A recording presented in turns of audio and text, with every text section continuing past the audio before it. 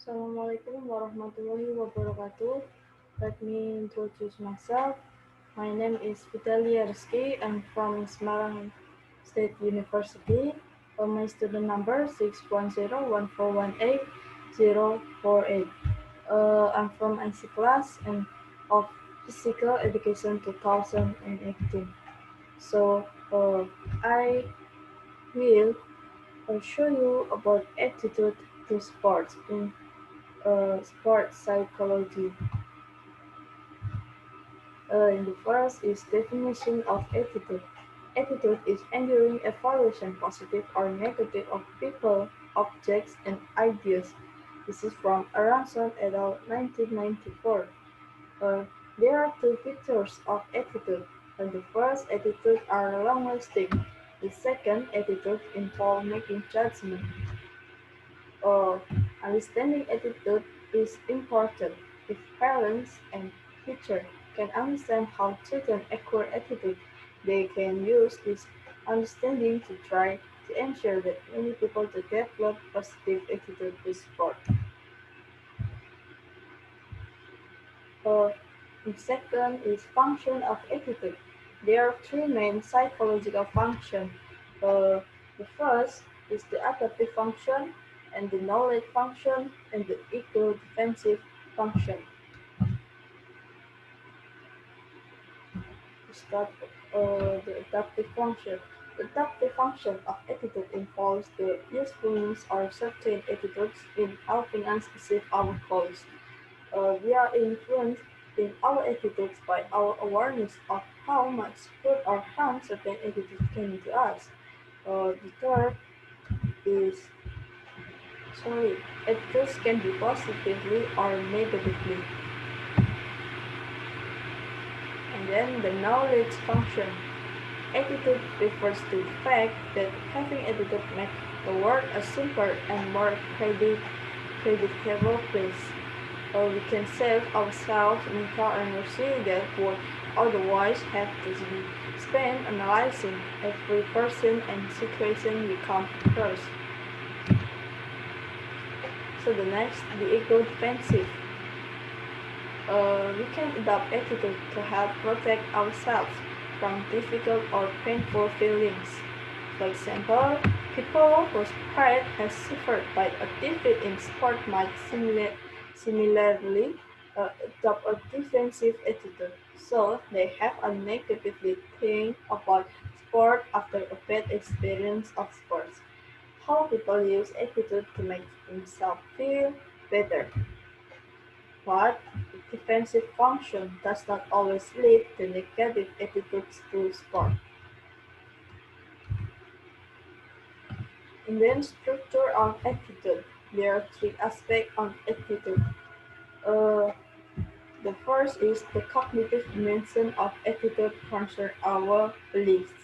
The affective dimension of attitudes concerns our feelings, and the behavior dimension of attitude concerns our action.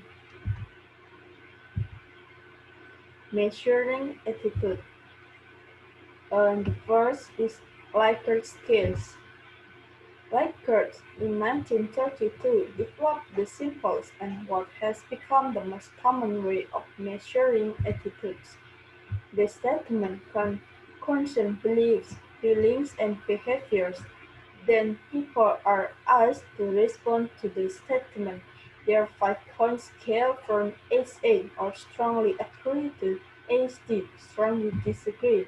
So 5-point scale from 1 point to 5 points. So 1 point strongly agree. Number 2 point is 1 point is strongly disagree.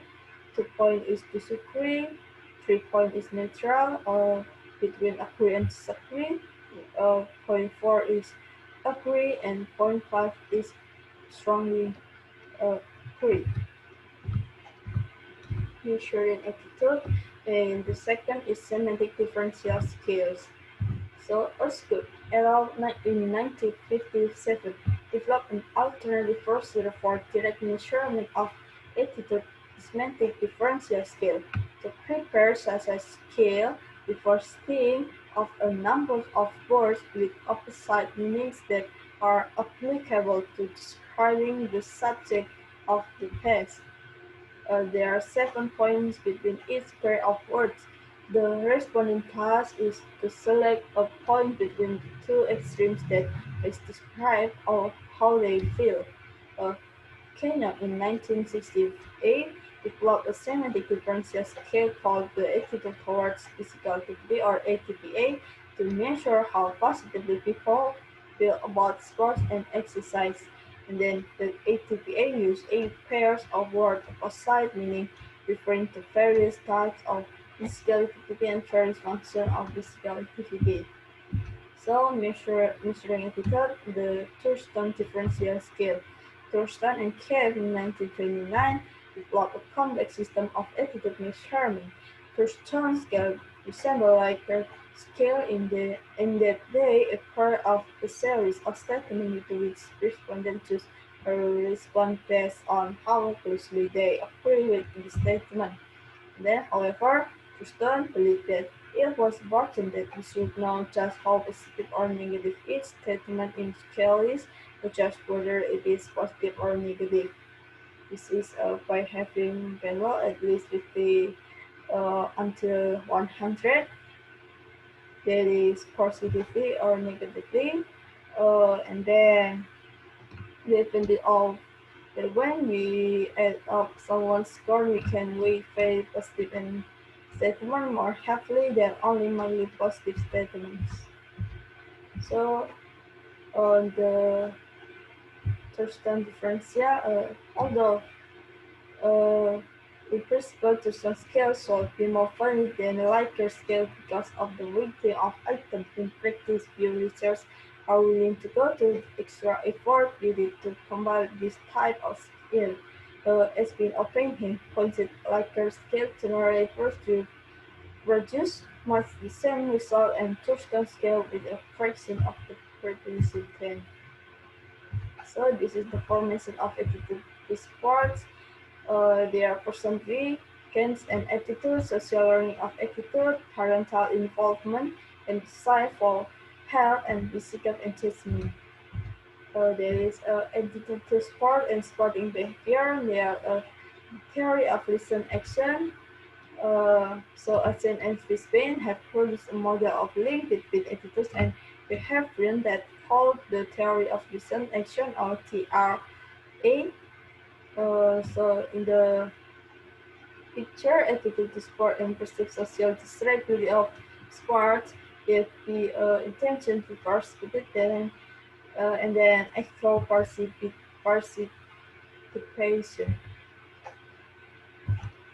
The theory of fan behavior, there is agent introduces a modification to the theory listen action within of shield known as the theory of planned behavior or TPB. The theory of planned behavior gets around this by introducing a further variable perceived behavior control and influence intention. So this is the trans theoretical model from Francesca in order to understand better why some smokers success in keeping up without professional help, and then Martin and Simkin applied it to understanding the process where the people take up maintenance for exercise behavior. And then the last is according to TTM, people go through 5 stages before they regularly participate in sports. So uh, the, the the trans-theoretical model has 5 main uh, contemplation, contemplation, preparation, action, and maintenance. So this is a changing people attitude to sports. There are two. The first is cognitive dissonance. Cognitive dissonance is the apprehension we experience when attitude we hold comes into conflict with a current situation or intention. And then cognitive dissonance also provides us with a technique for persuading others to indulge in behavior they see as social indesirable. So this is self-perception theory. Self-perception theory can be applied very easily to change the attitude of large number of people via community and workplace sporting activities. But firstly, regular participation in sport is much more likely to change attitude than one-off event. And secondly, participation must be an enjoyable experience. So thank you. Uh, I'm sorry if I have wrong words or and thank you for your attention. See you. Terima kasih. Wassalamualaikum warahmatullahi wabarakatuh.